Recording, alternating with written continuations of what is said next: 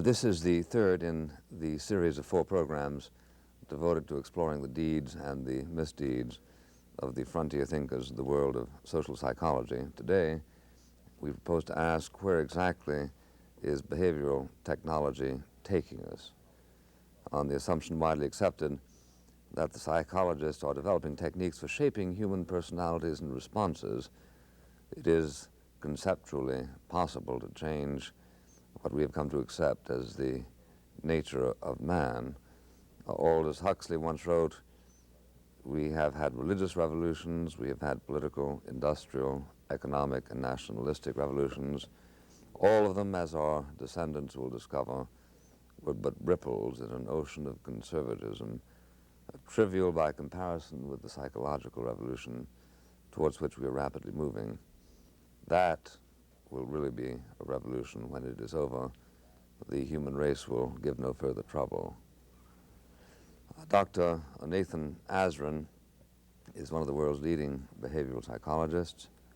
He trained at Harvard. He has attempted as research director of the Anna State Hospital in Illinois, and as a professor of rehabilitation at the University of Southern Illinois, to develop research strategies of the sort that can be used to cure, for instance, smoking, alcoholism, even slovenliness. He's written a number of books, including the Token Economy, and most recently, Toilet Training in Less Than a Day, How to Do It. Dr. David Premack, a leading experimental psychologist at the University of California in Santa Barbara, has developed one of the major theories of motivation in the study of behavior. He studied at the University of Minnesota and has written a book which will be out soon on the construction of language for the chimpanzee.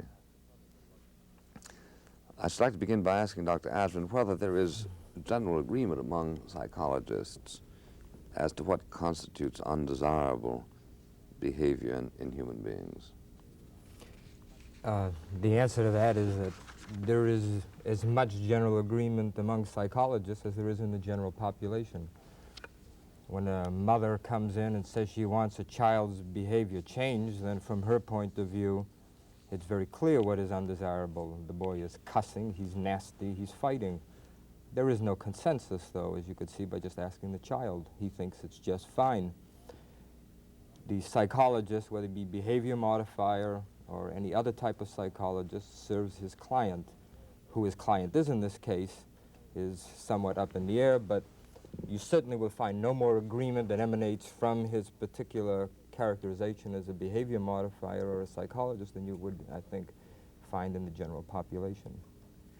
Well, is there a crystallizing position among psychologists of the kind that would strike laymen as controversial? For instance, one often hears about aggressive behavior, and it's easy enough for everybody to agree that, for instance, the behavior of Adolf Hitler was aggressive. Some people would use that word to describe, say, an insurance salesman. Now, is there a line between Hitler and the insurance salesman that is also a line that distinguishes between the professional community and the lay community? Or the differences, even there, are pretty much identical with both groups?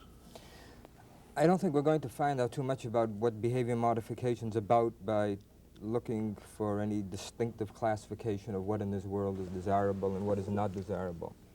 Behavior modification goes under several names: reinforcement therapies, behavior therapy. They all have one thing in common. They stem from recent discoveries in the laboratory about the principles of conditioning and learning. At the applied level, the area where you and I really care, how does this have an impact on humans? The general question it asks is, how can I use these findings to help people solve their problems? As defined by them? That's what I want to know. No. As defined by you? No, it's a helping profession. And as in the case of any helping profession, your client is the one who comes to you and says he has a problem. And I try to point out one of the difficulties in doing this one. If the child came to you, the problem would be with the parent. If the parent came to you, the problem would be with the child. But even that's not an insuperable problem. It's a helping profession. It'll solve problems as people perceive they are problems for them, be they alcoholism or aggression or marital difficulties. Or Well, in what sense in what sense has there developed a professional ethic that one could liken, say, to that of a lawyer? Suppose you were retained by Brett Smith, and he said, well, Dr. Azrin, we have here a guy called Solzhenitsyn, and he's very troublesome, and we can arrange to deliver him into your care for as many weeks as you feel professionally necessary. But we want a very different man when he comes out. Now, would you consider such a thing as a professional assignment, in the sense that you would if you were a lawyer assigned to protect I'm somebody? nodding because I understand your question, not Yeah. because I would consider it. Yeah. What you're reflecting is this very extensive concern that people have. Here are these psychologists developing all of these very powerful ways of controlling people. Will they use it against me? Mm-hmm. And that is, will they use it for their own devious personal means, or will they sell that service to the highest bidder? And that is no abstract question. We've seen that kind of thing happen, the atom bomb and many other such developments, things that have happened in the advertising industry, where developments about psychology are used against the best interests of the consumer. There's a characteristic of the behavior therapies that make that kind of thing less likely to happen than in any of the other fields. Why? And the reason is because it happens that in finding out what we have about how to use learning principles most effectively, we find that the best way to get people to change is to find out what their deepest, strongest values and desires are. Mm-hmm. And the best way to get people to change is not by punitive, aversive, coercive means, Mm-hmm. but by using those. And so it's a helping profession. What it means is it'll go in, and in the example I gave, if I can belabor it, well, let me take Sure. the example of toilet training. You want a child to stop wetting his pants. Yeah. The way that your mother did it, and my mother and many other mothers, is you whack the kid, you yell at him, you may spank him, you shame him, embarrass him. You occasionally tell him how nice it would be to be a good boy. What we found as a truism in the field is that your best effects are obtained not by having some inhibitory influence and discouraging the bad, but by finding out what the good things are, what is the positive aspect, finding out what the kid really likes, what people in general like, and then using both of these approaches, the positive and the More negative. carrot and less stick. Exactly. And so what you do is you find in that example, who are his close friends? Who does he like to emulate? Who are the heroes in his life? What kind, does he like attention from his mother? If so, then have an outpouring of affection, kindness, everything from as many people as you can, all geared toward the positive acts of toileting and not with the kind of thing that everybody else had been using previously, which is to browbeat him when he had an accident. So getting back to the original point, because substantively what we have found in behavior therapy is that the best way to solve people's problems is to find out what their desires are, their values, and help them achieve it by getting this behavior change. It means that in the process of changing people, we are going to be satisfying their desires. So in point of fact, what we have is just the opposite of this common preconception and fear. We don't have a group of psychologists around who've got a bag of tricks and are going to use them against your self-interest. Rather, what he's going to do is come up to you and ask things like, what do you want out of life?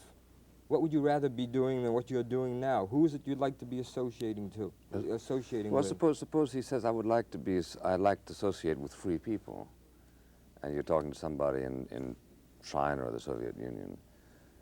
Would you then accept the challenge of trying subjectively to persuade him that he was free? To persuade? No. You just No. give up on that? No, you would find out what it is, what types of freedom there was that existed in his environment, the extent to which he could exercise it, and as in every other case, point out as much as you could delimit for him the realities or the benefits or the catastrophe in that case that would result from this exercise of freedom. But it would be in terms of what is going to help him, and if indeed he will be shot for exercising a particular type of freedom, yours is a helping profession. You should identify those consequences of his act that are going to be in I his see. best interest. But you will not take it on yourself to adopt either the attitude of the dictator and try to impose that on him. You Yeah. couldn't, because, as I say, if your objective is to help, Yeah. and that means fulfilling everybody's desires as much as you can, you try to give this man as much freedom. Dr. Premack, is what we've heard so far in any sense controversial within the profession, or is it just simply axiomatic? Well, I think I would rather address that question from a slightly different point Any of way view. you want, sure. All right. I think what needs to be seen and is important to the somewhat larger question of whether we shall use these undoubtedly effective behavior technologies for other than manipulation of toilet training and the riddance of clearly undesirable behaviors, whether we should use them on a broader scale for ideally the manipulation of society. Mm-hmm. It becomes quite important to identify a basic precondition for reward. That is, something has to obtain in order for a reward to work. And this precondition is that you have to withhold from the organism that which he most deeply desires.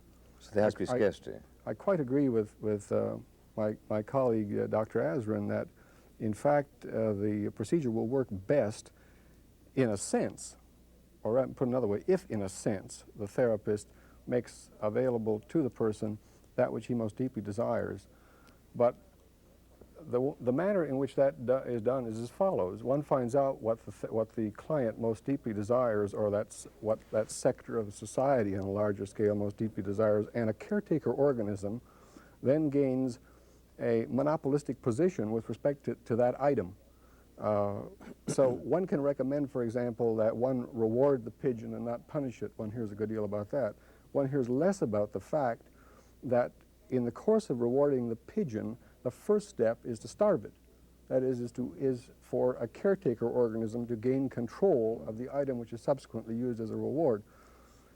Therefore, if one were going to examine the utility of operant conditioning or reward procedures in the manipulation of society, he has to be cognizant of the fact that the first step is for some sector of the population to be in control of items which are deeply desired by another sector of the population, which are, however, not freely available to that second sector. The first sector will then furthermore set itself up as a judge of what the second sector shall do. Insofar as the members of the second sector perform the required act, shall they be given limited access to this item which they most deeply desire. Now, admittedly, in cases like toilet training, where there's a marvelous consensus that nobody wants soiled people running around, we might all sit down and quickly agree that this should be done in the most efficient way. That is, what I'm trying to say in general is that whenever there is not only consensus, but I would go further and say wise consensus, because I think we will agree that not all consensus is necessarily wise. Wise consensus is something you... I mean enlightened consensus. I mean consensus which is based not only upon the fact that we all share prejudices, but a consensus that arises out of the fact that we have a profound knowledge of man, and not only what he wants to be, but whether what he wants to be is compatible with who he is. Yeah. See, that's the second point I would develop, and that is that I see it as the task of the psychologist. Because I don't put, in here, Dr. Azrin and I agree, I don't look to the humanist to solve our problems. I think man is so easily confused that we have no recourse but to go to the experimental approach. That's our only hope. All right. Now... are you making a moral or a psychological observation? Well, I think I hope I'm not making an immoral observation. I think it's basically a superordinate observation. It says that the frailty of human knowledge is such, and the human condition is such, that insofar as we have any hope as to our questions being answerable, it lies in an experimental approach. And on that we're agreed. Now, but the point I want to go to from there is the following, that if one, let's take that as an assumption. if one takes that as an assumption, it becomes, I think, doubly important for the experimental psychologist not to pro-offer himself to society as its technician, wherein he will show the procedures whereby consensual aims are most efficiently realized. Yeah. Instead, I think, at this stage of human ignorance, it behooves the experimentalist, as man's only hope, you see, that's why I wanted to develop that earlier point, to say, we know, you shall not employ me as your technician. Instead, we need to know who is man, what is his nature, what are his operating principles, what should his objectives be in the most enlightened way. So rather than simply saying, well, let's see now, what does society want done at the moment? I can show them how to do it. I think that instead, the experimentalist, in lieu of the humanist's failure, must say, my skills are not that readily for hire. Yeah. Except in these few unarguable cases. Now, fortunately, there are always a few unarguable cases. Like I think I take toilet training to be one, but in a large number of cases, there either is no consensus, or if there is consensus, there shouldn't be consensus. It's questionable whether it's an enlightened consensus. And I think rather that the role of the experimentalist should be not to rush off, excited by those technologies which he unquestionably has for the first time, and employ them, but rather he should take these technologies, for they are man's only hope, and use them to answer the question, who is man, what is his nature, and what should his aims be? So you are arguing for an autonomous morality practiced by the profession, which guards over the use of the skills you develop, so as not to lease them out for purposes that you consider to be antisocial or immoral. Do you have trouble with that, Dr. Azrin? You do? Yeah. What's your trouble? Well, I think it's the kind of trouble that was almost implied by your tone when you asked it, as an autonomous morality, something that really is devoid of society. And of course, the psychologists might be right, but then of course the generals might be right, the politicians might be right, and so long as they don't allow themselves to be obliged to follow the dictates of the society, the consumers that they're part of, then I don't see how they can make any prior claim to their superordinate wisdom. Let me go back and they're not necessarily making claims to their superordinate wisdom. What they simply are saying is that whether it's superordinate or not, the skills they have to dispose of are theirs to dispose of, and they choose not to dispose of them to certain clients, for certain purposes. But who are they? That can be said rather humbly. But how are they to decide? I'm trying to think of specific cases now. You're belaboring the thing about the toilet training. The mother comes in. No, that's the one case I'm consenting to. He said that this is an example about which there is no.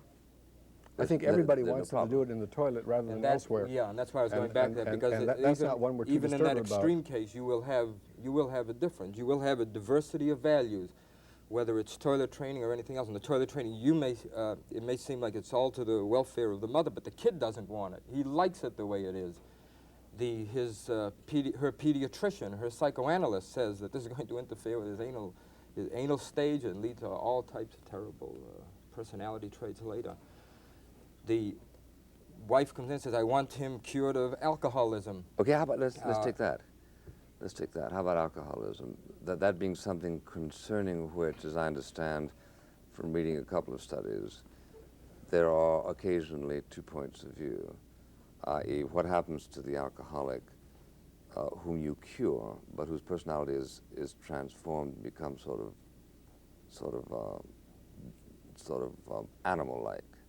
Now, would this be something concerning which the ethics of the individual practitioner should interpose?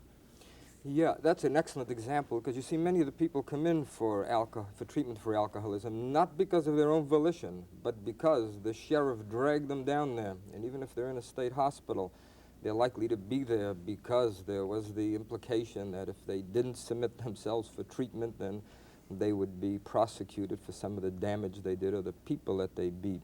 How would you handle a situation like that? Well, again, this general point that this is a helping... In such a situation, who is your client?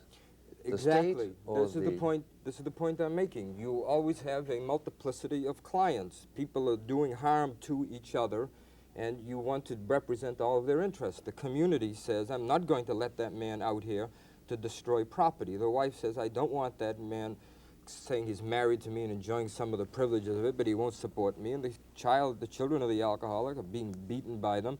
The hospital says they're going to cure that man, and the man says, I like it. I like it just the way it is. The realities of it turn out to be that the best way that you'll get that man to change is to find out what his values are, find out why he is drinking, what he's gaining by it, and showing him how he can achieve those same things by the means. Without the drinking. And so this is the general point I'm making, that you really have nothing to fear from you have less to fear from the people in the reinforcement therapies than anyone else. Reinforcement is almost a euphemism for just happiness. And what you're doing is trying to find the greatest happiness for the individual, and by working his little miracles, he's going to be doing it by making as many people involved in the interaction happy. And so, but you're still talking about technique, and I think Dr. Premack is really not talking about technique. May I interpose a point at that point? In point of fact, reinforcement is not readily equatable with happiness. It's only a very weak experiment that creates that illusion. A somewhat richer experiment shows readily that is not the case. A richer experiment offers a choice between being put into a position in which reinforcement is possible, as opposed to, let's say, a position in which punishment is possible, as opposed to a third alternative in which neither apply and I have freedom. That is to say, in reinforcement we have which Dr. Azrin equates with happiness, we have a contingency between something which you gotta do in order to have access to that which you deeply want. An alternative to that is a society, or is a condition, in which what is made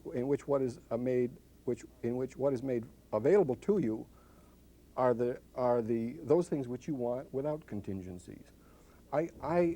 When you do an animal experiment of that kind, which is a stronger experiment than we have in the literature, where an animal is offered the alternative between doing X in order to have this desired thing and moving freely between X and Y as it chooses, with very, very little qualification, the organism chooses not to be rewarded. It chooses instead that condition in which there are no contingencies. Now, does the word perversity exist in your profession? Sure. As applying to that? In fact, you can illustrate it with up to a point. There is a limited perversity. If you offer the organism the choice between having everything free, no contingencies, no requirements of doing X in order to do Y, you don't have to press the bar in order to eat. You can eat whenever you choose. Within limits, if you require the organism to bar press a little in order to eat, he may in fact choose that. That's sometimes jokingly called the Protestant ethic. But in point of fact, Why jokingly? Well, in point of fact, it's a transient state, and if you make the cost for eating at all high, the organism readily enough prefers the condition of no contingency. Let me just take this to its societal implication. If you say, well, I'm opposed to control, now looking at it in a societal way, and you say this essentially as a humanist, and then a behaviorist such as myself, for example, says, well, you're being naive, you are being controlled. There is, in an informal way, reward going on, punishment going on. Your behavior is... That's what Mr. Skinner, in effect, says. Sure, and I think correctly. Then the proposal from there is, since control is part and parcel of society, let us do it in an astute way, rather than in the bumbling way in which it is done presently. And thus enters the science of psychology. I say... Or diplomacy. I say instead, well, let us go into this very, very knowingly, well beyond the, more so than we are presently. Let us examine among the alternatives the possibility of a society which, rather than seeking to do control in the most astute way, raises the question of what are the factors that makes control possible. How might we limit them? How might we instead approach that condition in which there are no contingencies? We know from proper laboratory experiments that, in fact, rather than reinforcement being happiness, it is not at all happiness. It is freedom which is happiness. If by happiness you mean that condition which an organism prefers. The preferred condition is no contingency. It's the condition in which the major precondition for reward. Are you making a cultural or biological point? I'm making a biological point. If you do the proper experiment, that is, you increase the alternatives, you will find that organisms flee reward as readily as they flee punishment. They don't want to be rewarded. Encouraging. I mean, it's encouraging for people who believe that freedom is in fact a biological urge, right? Which I take it it is fashionable to deny, isn't it, Dr. Azrin? Freedom in the sense of political freedom, I'm not sure anybody disagrees with. No, even of this kind of freedom. Talking about individual freedom of the will. Well, for instance, the Chrysler people who struck recently to reserve the right not to work overtime, notwithstanding that for the overtime work they were being paid at a double rate. I understand that it is a rejection of a projection of the reinforcement idea beyond certain limits, right? No, it's just that they're looking at the wrong reinforcers. It was more important to be sure. Well, yeah, and that's obviously only one of the many reinforcers in life, and apparently their free time and their ability to plan picnics and weekends and a night out were important. To choose as between them was what was unique there, right? They wanted the right to take it or not take it, as they chose. The freedom to escape the contingency is right. I think, a very reasonable translation of that. Oh, and though it's not the cleanest translation of the experimental case, it's nonetheless a highly suggestive one.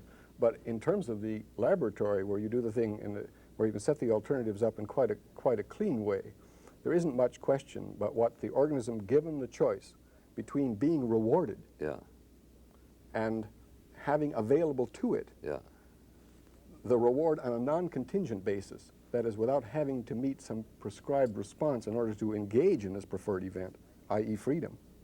There is no question about it in the laboratory that the latter is preferred. That is, with very minor qualifications, the organism's preference.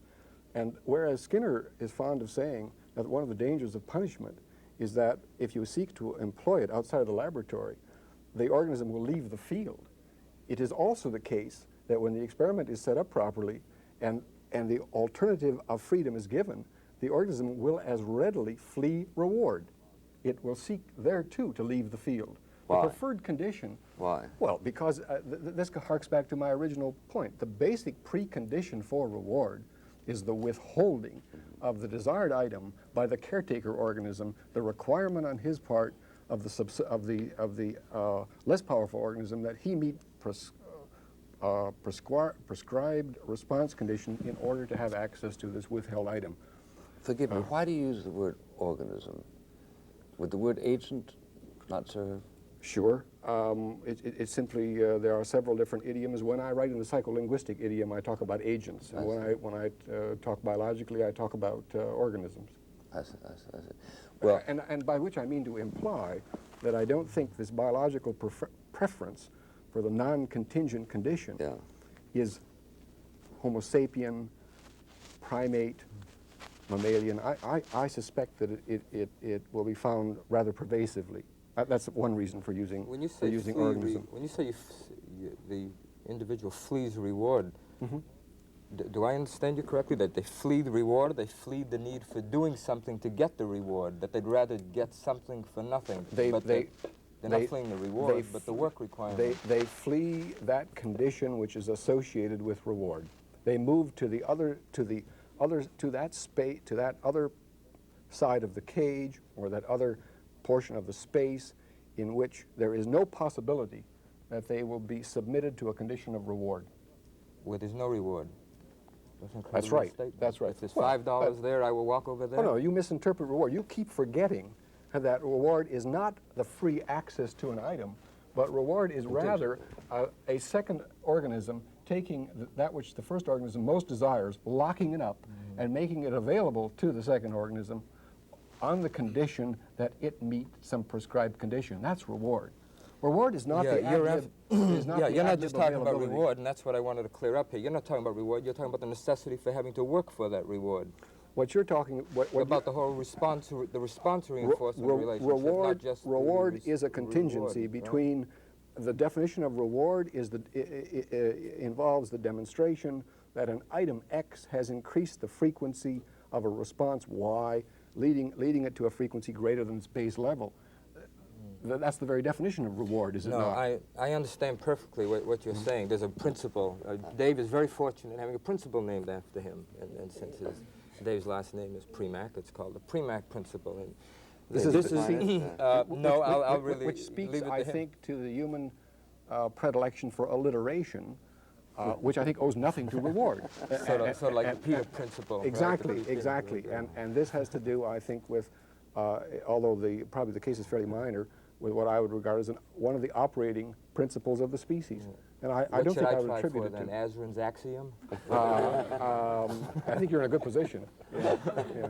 Yeah, the point, the thing I wanted to correct here is I think a misinterpretation that might have been laid to what is really a very profound point in relationship Dave's talking about, and that is that reward is not important. It is. That's not really what he's saying. He's talking about the whole reward-reinforcement relationship. Because behavior therapies, reinforcement therapies, have that as their common denominator. They are therapies that are concerned with the reinforcement, the reward process. That's what they're all about. As I understand, reward, in order to be defined, requires the elaboration of a relationship between the reward and that which, in the absence of it, you might have to endure, right? Yeah, that's the technical definition. And I think, let's see, at the risk of, again, highlighting something, some of the dangers that Dave was talking about, you have to induce privation, and also this definition. No, he didn't say induce privation, you have to recognize privation. Well, privation has to be around the corner. No, he said to induce it. I'm saying that in order to carry out reinforcement, by which we mean increase a response. The opposite has to be palpable. Well, I'm saying in order to get an organism to do more of something than it is presently doing, a precondition is that a second organism find out what the first organism really wants, not make this available to the first organism, and instead make it available to him only on the condition that, in fact, he does more than he does normally of that event which is considered desirable. Sure. So a precondition is the withholding. You've got to have either hunger or an intimation of hunger. Yes. In order to well, it needn't be hunger, increase the desirability if of you're food. using hunger in a very metaphorical sense. Okay. Now that you both understand, either way. Now that you both understand the conception, could I try to proceed to demolish Sure. it? Okay. Sure. That is, this conception is absolutely true when you are dealing with animals in the laboratory. If you want them to work for food, you must deprive them of stimuli for water or for heat. But when you're dealing with people problems, that's no problem having an adequate level of deprivation. People come in with problems. They come in, I am unhappy. My friends hate me. You have a reinforcer available, and that is getting the people to love him. You've got a reinforcer for the mother. They don't approach you unless they've experienced the deprivation, right? They have a problem. Otherwise they wouldn't people call on you. Exactly. People come in with, in this sense, a deprivation already there. That is an alternative way of saying that they have. So you're hardly a problem. demolishing the notion. All you're saying is that it's really not too relevant. What you're saying is kind of interesting because it says the behavior therapist need not take upon his conscience the responsibility of inducing the deprivation. The deprivation is already there. He has only to exploit it. In the stipulated case. Yes, yeah. right. And my point is so therefore the notion is by no means demolished. On the contrary, Just you're admitting the necessity of the deprivation, and you're simply saying that it exists. I don't have to take the responsibility for inducing it. On the contrary, I shall exploit it. The point that I raised a moment ago, and I want to take this out of the context in which a legitimate behavior modifier is helping a person realize consensually agreed upon societal aims. Now there I don't think you and I have much argument. I've already conceded that. I'm simply saying that I'm really speaking to those people who want to leap from a technology which is efficacious with regard to toilet training as a concrete example, to the manipulation of society and to the cure of its ills. Yeah. And I say, even if you have a technology which in fact could do well, You wouldn't know what to do. What is presently done ill or bumblingly, I think that we ought to stand back from it and say, wait a minute, let's look at the larger range of alternatives. For example, let us examine the anthropological data. Is control necessary? That is it in the nature of man that we shall have control? If I were persuaded of that, by a profound review of the anthropological data, then I probably would acquiesce to the desire to control in the most efficacious way. But I'm not persuaded of that. Can I be very concrete? In the last couple of years, an awful lot of American observers from every profession, journalists, economists, scientists, and so forth, have visited the People's Republic of China, as I have been trained to call it. And they have come back almost unanimously saying that here they have found a genuinely contented society. It happens also, as we all know, to be, I suppose, the most totalitarianized society in the recorded history of the world. And we also know that they have experimented with institutional and extra-institutional stimuli, which can be described as psychological in imagination, rallies and slogans and so on and so forth. Now, given the consensus among American observers, given the almost universal acclamation that has been given to this society, do we learn anything about the subject we're here to discuss? Do we learn anything about the technology by which behavior is manipulated and the direction towards which that society is manipulated? Can we, are we satisfied to conclude from the general efficiency of the Chinese episode that this in itself justifies the use of these behavioral techniques to produce modern China? Or do you consult other criteria and say, oh, no, I could never myself, I, Dr. Azrin, or I, Dr. Premack, could never consent to behave as a consultant to Mao Zedong or Zhou Enlai, because I would not be a party to this kind of manipulation? Which of the, how do you bounce off that? Well, I hate to be put in the position of saying I'd be willing to lend myself out for hire to someone who is considered to be a dictator, but let's take a hypothetical situation in which someone in behavior therapies would do that. What he would be doing simultaneously is trying to find out how to, at the same time trying to find out how to satisfy the desires of the governed as well as those who are governing. He being the psychologist. He being the psychologist. Yeah. That is what he would be asking. And so if one is a dictator and really wants somebody to be subdued and wants no deviation from their own preset norm, the last person to ask would be someone in behavior modification, because he's going to be looking out for the interests of all clients. He's going to be exploring all of their values and their desires and trying to use them to their utmost. He would be much better off getting someone from some other area of behavioral control, someone who was an educator in the narrow sense of the word. All I want is for the person to learn that. That's all, and I don't care I have no other criterion but that, or a military man. I want a society who is militarily prepared, or someone in religion. I want everybody who's a believer, whatever your belief is. But the behavior modifier, by working in this very dynamic interplay of desires that people have, is constantly going to be pushing this apple cart over. In the case of the mother who tried to toilet train, he's constantly saying, but your kid wants this, or the alcoholic saying, but your wife wants that. Well, suppose you're retained to help with the minority that continues to stand in the way of the consensus that is desired by the engineers of the society. You would accept that as a formal petition, wouldn't you? I mean, scientifically proper. Or there, once again, you consult moral code that are extrinsic to the situation. Yeah, and let me give an actual example from my own experience. One of the things that we're trying to develop now is how do you get jobs for the unemployed? And oddly enough, nobody's ever worried about that. Everybody worries about how you select among those who are looking for positions. But here you are now with an individual who has some physical liability, psychological liability. He is called one of the part of the disenfranchised masses. And you now accept him as your client. And what you're going to do is try to get him the best type of job that is available. Now, why are you You are- consulted for something like this? Well, he's asked. Remember, it's a helping profession to help people with problems. This person has a problem, and it's by virtue of this profession, it's my problem this isn't something to that solve his you're problem. trained to, or are you trained to make him happy? Oh, doing I jobs he elected can to get? do that. Right, I elected. Yeah, I look for problems. Where is it that the greatest need in society is? And Yeah. here is a group of people, be they little infants who are abused by their parents or retarded, that are neglected in institutions, Yeah. or people who are unemployed.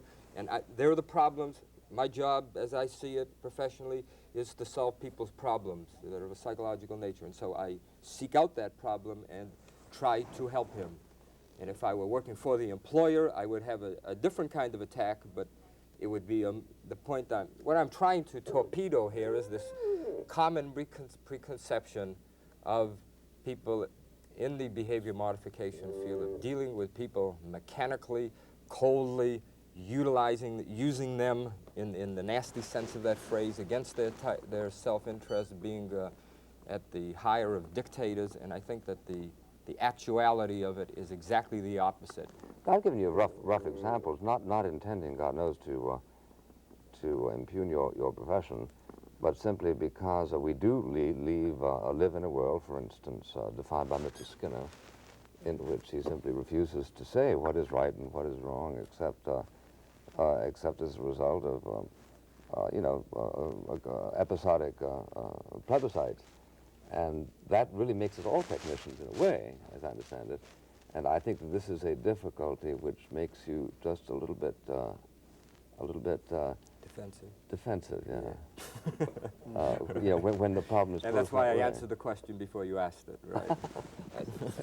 That's it. May I speak to that point for a moment? Yes, sir. As to whether or not the behaviorists or the behavior modifiers are proverbial overturners of the apple cart. It would be comforting to think that they were, but in my experience, they are not. On the contrary, Or not because of a delinquency, no. because professionally. Let me try to elaborate a point that grows out of disagreeing with the conception of the behavior modifier as one who isn't going to carry out the dictates of a caretaker or empowered sector of the society, but instead is going to overturn the apple cart. That is, he's not going to go along with the aspirations of the power sector of the society. Let me get to a concrete case. In my travels through the southern sector of the United States and the eastern sector in some recent years, I discovered a number of dilapidated former colonial houses which now have a strong smell of urine rather than mint julep, in which are housed a number of problem children. Yeah. They are being behavior modified. They don't attend. In one way or another, they are disturbing in the classroom. And they are now being trained so as not to be disturbing in a classroom, so they can be restored to the usual school as readily as possible and not be disturbing to the teacher. And this restoration is being carried out by behavior modifiers, by people like Dr. Azrin and others trained in that same way. I don't find one of them to raise the question to ask the question, why is the child not attending? Not what? Why is the child not attending? Yeah. Instead, they are told the child is not attending, and they use such technologies as they have to restore attention. There's another alternative, which seems to go completely unexamined, and that is as follows. They're unattending because the curriculum is, in fact, ill-suited to man. Why is it ill-suited to them? man? To man them. or to them? To them. Yeah. And perhaps to children in general. In fact, perhaps it's generally unsuitable, or at least non-optimal. Indeed, let me ask, how could it possibly be optimal given how little we know about man? Our knowledge of man is so slight that the farthest reaches that you can describe for human intellect, I can presently simulate with a chimpanzee. I can draw either two conclusions, that man and a chimpanzee are identical. That's the most implausible lie in history, to quote. One can conclude from that either that man and a chimpanzee are identical, or rather they can conclude as I do, namely, that the reason one can simulate so much of man with a chimpanzee presently is because we know so little about man. Now, given that our ignorance is of that kind, the point is, it is how could one suppose that the curriculum would be optimal? It can't be. Our knowledge of man is very slight. Consequently, the things that we teach our children can't conceivably be optimal. Accordingly, rather than the behavior... can't be optimal as applied to all children alike. As applied conceivably to any child. Oh, I see. You mean even William Pitt the Younger could have been taught better? Yes. God damn. That All would have right. changed the course Now, of history.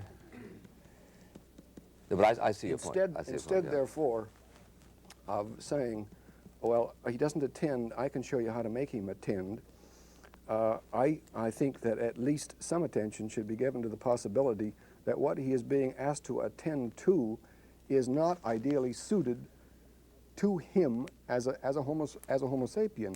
And some of this very powerful technology. You mean him as a Homo sapiens or him as John Smith? I mean him as a member of the species, because I do not make the assumption that we are tabula rasas who end up behaving in one way or another depending upon our reinforcement contingencies. I make the assumption instead that as a member of a species we have a number of operating principles, we have a number of dispositions, we have a number of predilections, most of which remain to be discovered. Yeah. And that one of the major tasks, indeed from my point of view, the major task of somebody skilled in behavior technology is to use that technology to discover who is man, rather than assuming forthwith that the curriculum which Johnny is presently getting is ideal, and I should lend my skills to assuring that he attend to this curriculum. I think on the contrary, at least... This is an empirical inquiry, right? Absolutely. Yeah. My observation is that damn few, too few, behavior modifiers want to play that game at all. They want to come in with their little technology and assure that Johnny do attend to the curriculum, rather than to ask, is the curriculum ideal? Who is man? Yeah. And is he perhaps not attending because there's a damn good sense in which what is being required to attend to is non-optimal, if not outright nonsense. Now that seems to me a substantially more justifiable objective for behavior technology. Indeed, because we have these technologies today, we are for the first time in a much stronger position to be able to give empirical answers to who is man, what are his predispositions, what are his predilections, rather than going to see. This takes us back also to society. Why honor the consensus which society has arrived at concerning goals for man? I say those too should be enlightened insofar as possible by a science of man, and that I think is what the technology of experimental psychology can best direct itself to. Mr. Jeff Greenfield. Hello. Welcome home. Thank you. Just to clear something up briefly, if you have an animal in a laboratory and give him a choice between pressing a lever and getting food and not pressing the lever and not getting food, he will choose to press the lever, right? Definitely. We are not talking about gerbils with gold water buttons. No, what I'm talking about is... Yeah, I understand. Okay. Okay. Now, the more important point, I think, is that you've contradicted yourself rather substantially. You said at the outset that humanism has failed. The experimenters are the hope of the world. Mm-hmm. And yet, really, the reason why you would not be a consultant to a dictator attempting to change quote-unquote deviant forms of behavior like a Solzhenitsyn is because of humanist values. If you lacked humanist values, if your goal was strictly result-oriented, a peaceful society where people pick up litter, don't steal, China may, if we can believe Mr. Alsop, which is always dubious, may have achieved it, but at the cost of human freedom. Let me reply to that very briefly first, and the first point is about all I need. The humanists have no monopoly on values. Values are the province of man. None of us have a monopoly on values. No, but there are values beyond the way people behave that count, right? Values are, I would repeat, not the monopoly of any profession. The human being desires a variety of things. There is no science, to my knowledge, or non-science, which is entitled to make exclusive pronouncements on what these values, on what the values should be. That is enterprise of man at large. No. That does not belong to any That's not really individual what field. you worried No, no, no, about. but you and I may be using the phrase differently. What I mean is, you cannot simply look to the way people behave to determine what it is you would lend your talents to. You cannot say, well, I can make a society in which people do not commit crimes, do not mug, do not litter, do not do many of the things that we in American cities are victims of. And therefore improve society. And therefore improve society, because we've left out the thing that Mr. Buckley, I think, accurately pointed to, Well, the fact that this is not a free society. On that score, I think I entertain a hope which resolves some of the usual paradox between a valueless science on the one hand and a value-concerned humanism on the other hand. And that hope is as follows, that when we come to know man in depth, and I would repeat, and I think in my limited time I cannot make this as clear as I wish to make it, we know virtually nothing about man. We know, our knowledge of man is trivial as things stand. The hope that I entertain is that when we come to know man in depth and detail, we will be much less puzzled about the apparent paradox between saying, on the one hand, this is what he should do, but this is what he wants to do. From which you should be able to infer that I am rather more optimistic about what, in fact, may be the basic predilections, once we come to know them, of a species which has survived as long as we have and has evolved to the monumental degree of soul, intelligence, spirit. On the other hand, I am much more optimistic about what our basic predilections are, and I suspect that when they come to be deeply known, we may not have so acute an incompatibility between what man really wants to do and what he should do. I expect to see that disparity diminish with increasing knowledge of who is man, and understanding of the conditions that give him anguish under which he under which he pursues his various spiritual activities. I don't see him as a horrible, dark, a demented creature for whom there will always be an abyss between what he does on the one hand and what he should do. Mr. Mike Danaher is a student at Yale University. Mr. Danaher? Yeah, Dr. Azrin, you were very modest about the possibilities of your profession. I have questions in two related areas. First of all, how successfully can one change someone's behavior without the cooperation of the subject? And secondly, you maintained several times that you must work with the deepest desires of the subject. Must these desires be taken as given, and are they taken as given? Mr. Skinner, I believe, has suggested that they can be changed too. Taking them one at a time. The first question was, can you do anything without the cooperation, not a subject, he's a client, he's come in for help.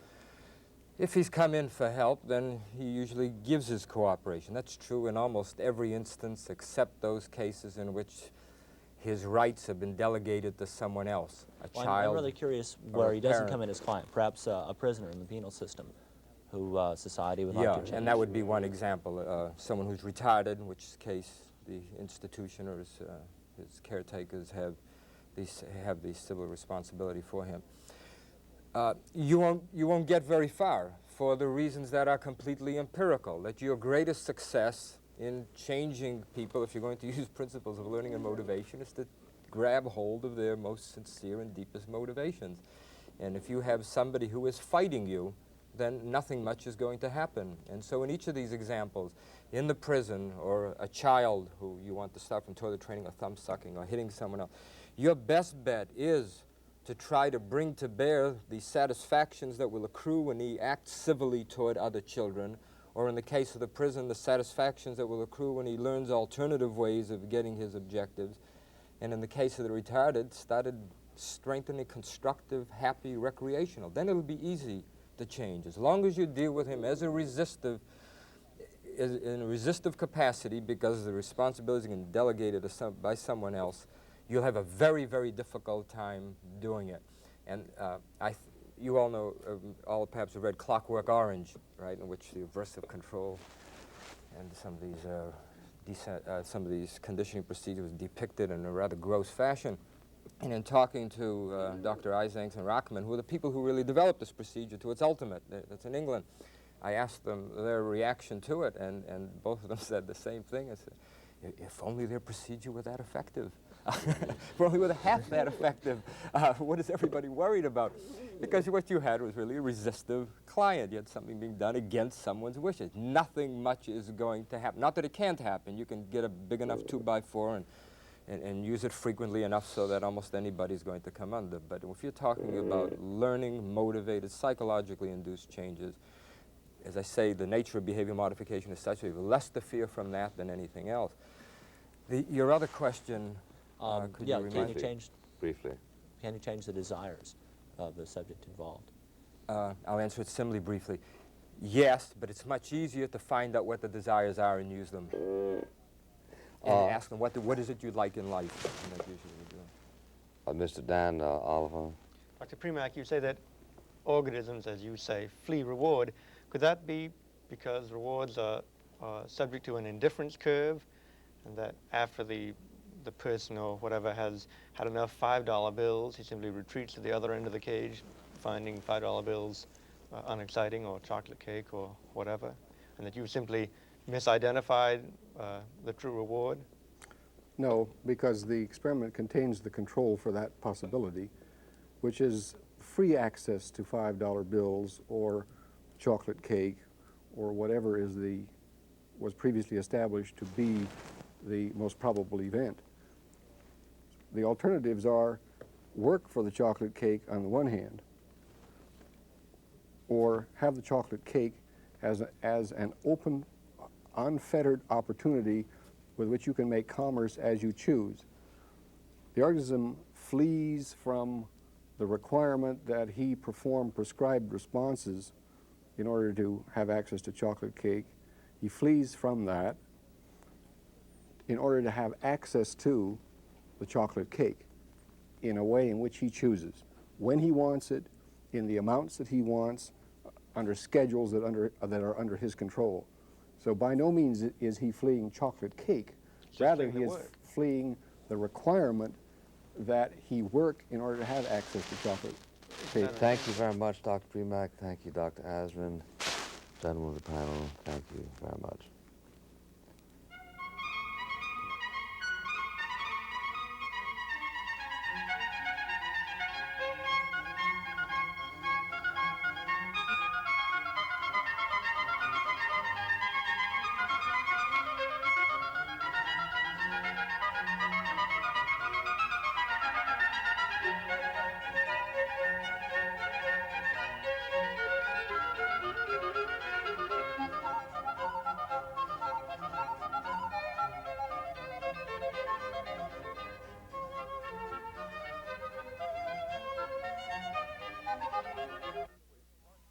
Next week, Part 4 in the Human Behavior series investigates psychosurgery and brain control.